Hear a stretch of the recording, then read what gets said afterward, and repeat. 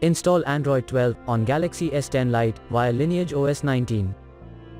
Please check the description for important notes and all the download links.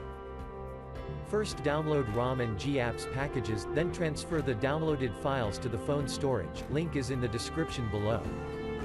Step 2. Boot your device into TWRP recovery. Once in TWRP, click on Wipe, Advanced Wipe, and select the check boxes, as shown in the image, excluding internal storage.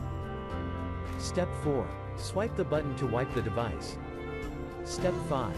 Go back to the recovery main screen, and tap on the Install button. Step 6. Navigate to the storage, and select the ROM zip file. Step 7. Finally, swipe the button on the screen, to install ROM file. Step 8. Flash the GApps zip package, in the same manner. Step 9. After GApps flashing completes, select Wipe Cache and Dalvik from bottom left side of screen, and swipe to wipe. Step 10. When the flashing process is complete, hit Reboot System. That's it, you have successfully installed the ROM on your device.